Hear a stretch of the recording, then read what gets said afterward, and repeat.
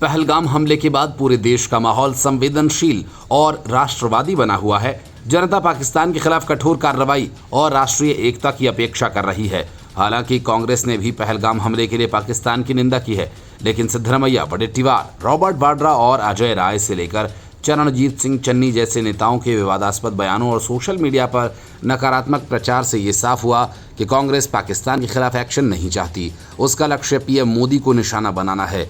यही वजह है कि मल्लिकार्जुन खड़गे ने कहा कि पीएम मोदी को इंटेलिजेंस रिपोर्ट 3 दिन पहले मिल गई थी, इसी वजह से उन्होंने अपना कश्मीर का दौरा रद्द कर दिया।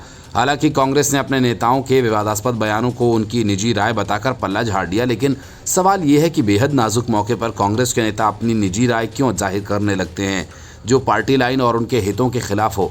सवाल ये उठता है कि क्या कांग्रेस देश के माहौल को पूरी तरह समझ नहीं पा रही या न चाहते हुए भी उनके नेताओं से गलतियां हो जा रही हैं। खासकर असदुद्दीन ओवैसी जैसे नेताओं ने इस माहौल का बेहतर उपयोग भी किया। क्या कांग्रेस वास्तव में कंफ्यूज है? पहलगाम हमले के बाद देश में तीव्र राष्ट्रवादी प्रतिक्रिया उत्पन्न की। देश का हर व्यक्ति चाहता है कि मोदी सरकार पाकिस्तान को सबक सिखाए।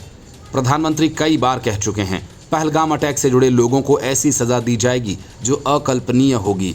प्रधानमंत्री नरेंद्र मोदी का हमलावरों को पृथ्वी के छोर तक पीछा करके सजा देने वाला बयान के पीछे इन्हीं राष्ट्रवादी भावनाओं को संतुष्ट करना रहा। चूंकि ये हमला सामान्य पर्यटकों पर हुआ है, इसलिए आम लोगों के बीच इनके प्रति बहुत संवेदना है। इन पर्यटकों के बल पर ही भारत सरकार ये साबित करती है कि कश्मीर में सब कुछ सामान्य हो रहा है।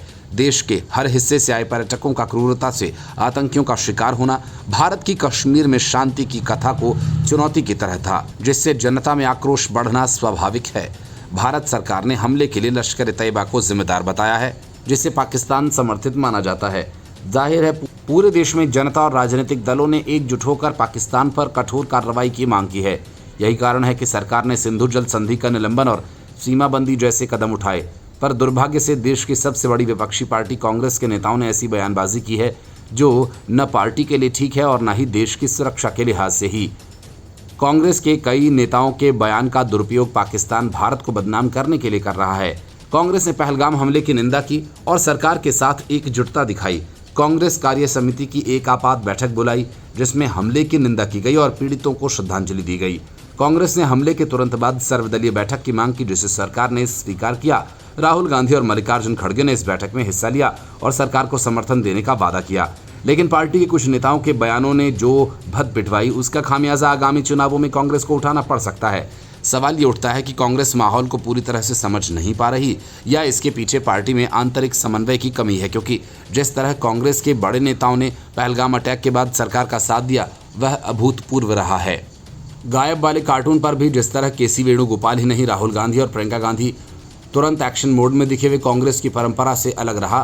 कांग्रेस के बड़े नेताओं का रुख देखकर ऐसा नहीं लगता कि पार्टी देश के माहौल को समझ नहीं रही है, पर कांग्रेस पार्टी का बरसों पुराना संगठन इतना कमज़ोर है जिसके चलते नेतृत्व की बातें पार्टी के निचले लेवल तक पहुंच ही नहीं पाती हैं।